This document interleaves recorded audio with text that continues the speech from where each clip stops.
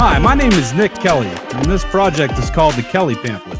It's a podcast that deals with news and politics, but maintains the entertainment and comedy value you would hope to find in a podcast. A podcast is the next step in evolution of broadcasting.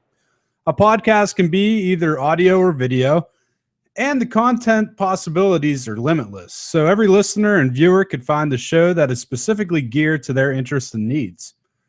The show has mainly existed as a strictly audio podcast, but as of episode 12, it has also turned into a video live stream on YouTube. I use Libsyn as my podcast hosting service, and you can find the show on iTunes, Stitcher, Google Play, and SoundCloud.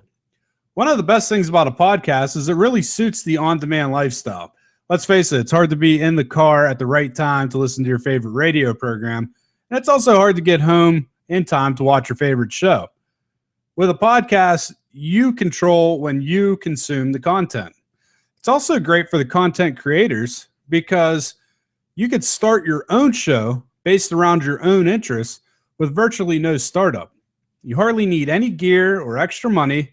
If you have a smartphone, you could host a podcast. My co-host Quaid, he gives a good perspective on podcasts. At the end of the day, I've said it a million times, but I can't say it enough. Doing something like this podcast is nothing more than a creative outlet. It's no different than keeping a diary or keeping a journal. It's different, but it's not a different outlet. It's no different than songwriters writing songs or sitting down with a guitar and picking a song around a campfire. It's simply a creative outlet, and people want to be involved with creative outlets, and they want to get their opinions out and get their views heard. And especially when you're talking about things that are political in nature, people want to get their thoughts and their beliefs out to other people that are listening, whether it's 10 people or 20 people or 30,000 people. They want to get their thoughts out to as many people as possible. So, as far as the gear goes for my podcast, I use a Sterling Audio ST51 Class A FET condenser microphone, as seen right here. And that ties into my Mackie Pro FX8 professional compact mixer, and that connects to my iMac via USB. We do every show on Google Hangout, or that's what we did in the past. Now we are recording on YouTube Live, but that uses Google Hangout Air, so it's pretty much the same thing. And we also record every episode in Adobe Audition. But if there's music or production that needs to be done, I do that on Logic Pro X. If you have both, it's great. I feel Logic Pro X is a better program to do production pieces like that because it has a wide range of loops and sounds that you could pull from. Very extensive. I also created the original logo myself. I did that in Photoshop. I also created a banner logo to go on top of like a Facebook page or SoundCloud to go along with it. Very similar. The logo that I use now, though, is done by my friend Kate, who is a graphic designer and who also has way better art skills than I do. So thanks, Kate. The main reason for the switch, though, was the logo that I was using before was very text heavy. And while I was running ads on Facebook, I got a message saying that the ad that you're running is too text heavy. You would have better luck if you used an image.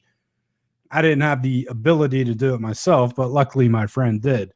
So keep that in mind when you're designing a logo, that you're better off going image driven instead of text driven, if you want to sell it on Facebook anyway. The main hub for the show is actually on Facebook. We got a show page there. Along with posting all the episodes there, Quaid and I have aggregated news and memes, and we often engage our audience in discussion or debate. We were looking to build more of a community instead of just a show page. We really make a point to engage our audience, and we've even watched our audience engage each other in debates. It's been quite interesting.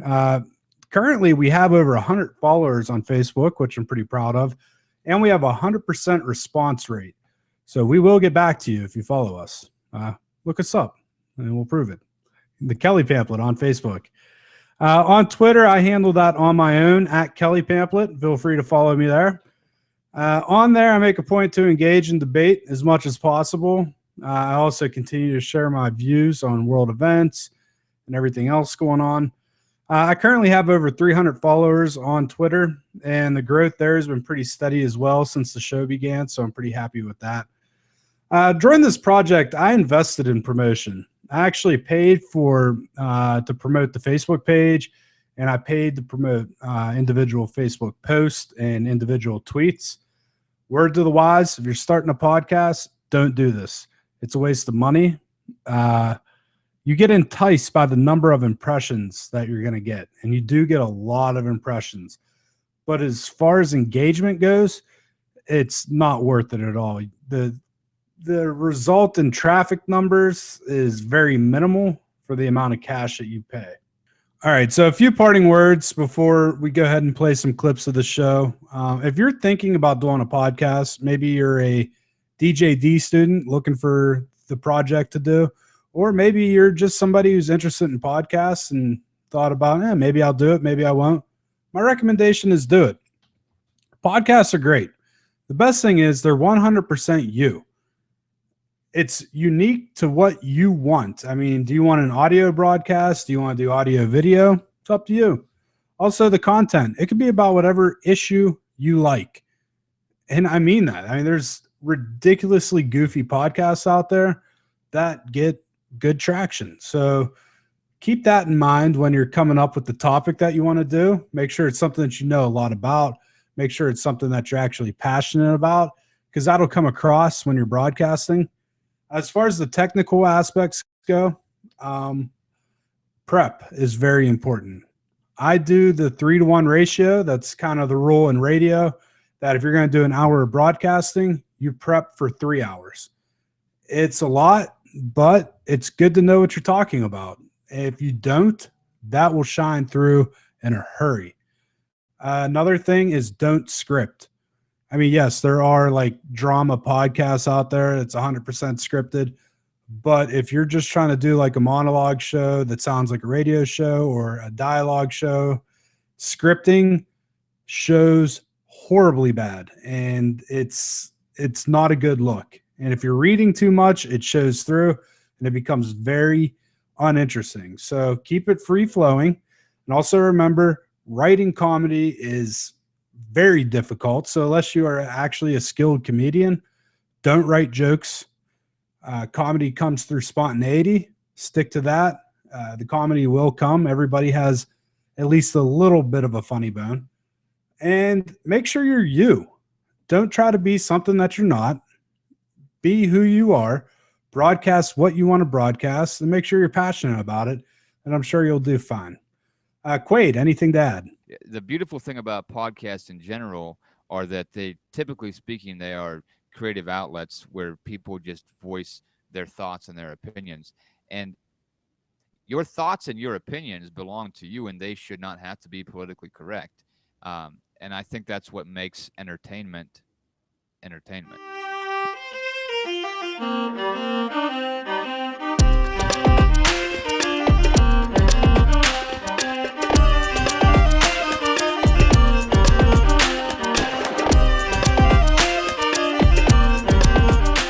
Rachel Dolezal back in the news, like I said. Again, this is the woman that is not actually black. Says that she is too black for her black husband. She said that? Yeah. Apparently that marriage is on the rocks, and it's because she's too black for her black husband. Her poor husband. I wonder if he had any idea what he was getting into. Like, he's probably like, good riddance, sweetheart. Yeah, no kidding. Crazy might be fun, but crazy has an expiration date. Well, a little bit of crazy is fun, but if you're actually married or dating a girl who like tells you she's black and she's clearly not, that's beyond crazy. You love PBS. You know, and that's another thing. People had the little stickers on Facebook that they'd throw up on their Facebook profile. I heart PBS. Do you? How much do you donate? Because they take donations. Okay, right. If you want to donate to PBS and keep it open, more power to you. That would be great. A total like Patreon funded public broadcasting. I love the idea. But you know what? People that don't want to watch it, that don't want to partake, they shouldn't have to pay for it. When you take tax dollars and you put it towards public broadcasting and to NPR, you're making people that do not use that product pay for it. And in the age of YouTube and in the age of podcasting, the last thing you need is a publicly funded broadcasting network. Yeah, I believe it was a great idea in theory when it started, and it was a great idea in theory for many, many years after it started. In this day and age, it's a thing of the past, man. It's got to go. Yeah, I mean, look at NPR. If you go on to the top charts on podcasts, every single, at least like 4 out of the top 5 are all NPR podcasts. Right. You cut their funding, they're going to be fine. Yep. They've built a good brand that will survive and is actually thriving in the new media. So why are we still funding that? It could make it on its own. Really kind of reminiscent of our podcast and the brand that we're building currently. Yeah, I mean, we look back at the NPR podcast and think, you guys are going to get here one day. Hey, breaking news. I don't know if you heard. Rachel Maddow, she got Donald Trump's tax returns. Breaking news. Tune in tonight, 9:00. Yeah, it's too bad the White House pushed it out to everybody at 8:00. I'm going to tell you all about it after a 20-minute introduction. Oh, man, that was a disaster. There has not been a media disaster like that since Geraldo Rivera went into Al Capone's vault. It was awful. All she did was prove that the dude pays a decent amount of taxes, more than her or anybody else that she supports. Yeah, not even a decent amount. I mean, the guy paid 25% on his money that he made. Yeah, he paid $38 million. Yeah. Well, granted, that was 2005. So right. I think that there's obviously still more of a story there, but the way that was presented and rolled out couldn't have possibly gone any worse for her. No, and it couldn't have happened to a better person either. Right, or a better network. Yeah, general. Exactly.